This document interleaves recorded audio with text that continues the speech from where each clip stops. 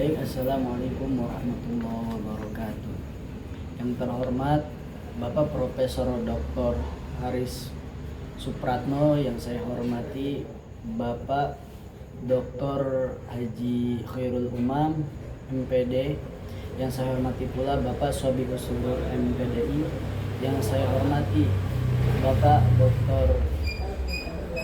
Hanifudin Mahadun selaku dosen pengampu mata kuliah Psikolog Pembelajaran Agama Islam. Baik, perkenalkan, nama saya Ahmad Fatidiaul Haq. Saya dari kelas 1A. Ingin menyampaikan tentang efisiensi dan metode belajar pendidikan agama Islam. Di mapping saya ini ada 5 poin. Baik, yang pertama ada pendekatan belajar.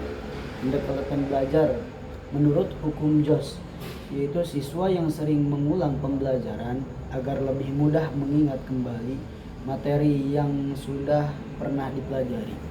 Jadi siswa itu harus lebih memperbanyak dalam mengulang pelajarannya.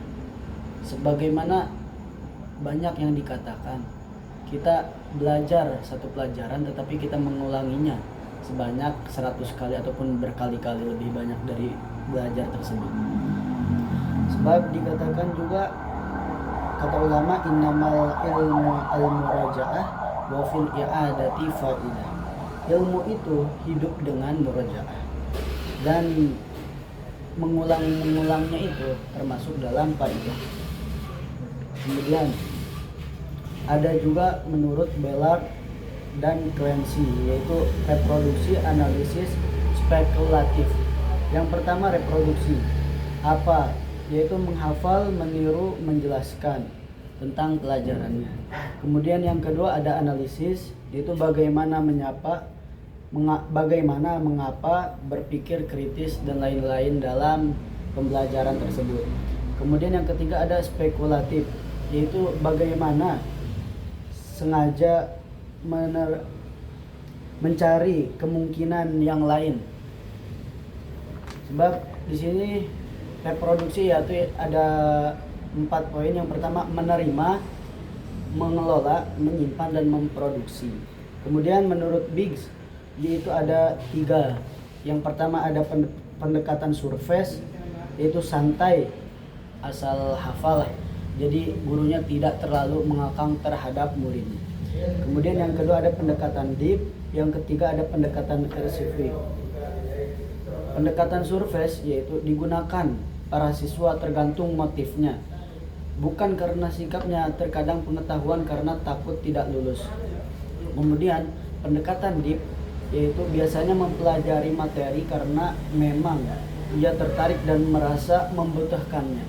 Jadi ketika siswa itu telah ada rasa butuh terhadap ilmu, itu termasuk dalam metode pendekatan deep yang tadi. Kemudian yang ketiga ada cara mengikuti pelajaran atau kuliah. Itu ada 5 poin.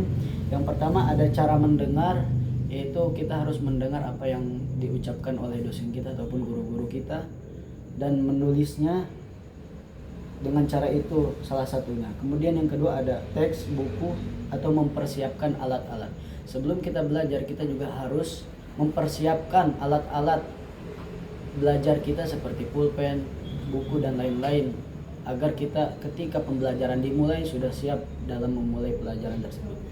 Kemudian yang ketiga ada bertanya. Ketika kita tidak paham akan yang kita tidak pahami, itu harus bertanya kepada guru. Sebab dikatakan juga tidak bertanya maka sesat di jalan.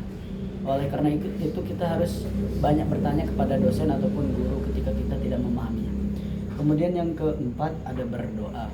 Ini kunci yang paling sukses itu dalam berdoanya. Sebab apabila kita usaha tanpa doa itu sama saja bohong. Tapi doa dengan doa tanpa usaha itu bodoh. Seperti itu. Kemudian yang kelima ada rumusan pertanyaan. Siswa merumuskan pertanyaan bagaimana kata-kata yang kompleks ataupun tersusun untuk mempertanyakan kepada dosen. Kemudian yang keempat itu ada dengan cara belajar kelompok. Yang pertama, kita harus memilih teman yang benar ataupun kelompok yang mau diajak dalam kerja kelompok dengan baik dan benar dan tidak huru hara lah dalam kerja kelompok. Kemudian yang kedua, mudah untuk diajak kerja kelompok. Sebab jalis ahli sidqi wal wafat. Duduklah dengan orang yang jujur dan menepati janji. Kemudian ada juga dengan mempelajari buku, itu termasuk yang kelima, banyak membaca buku.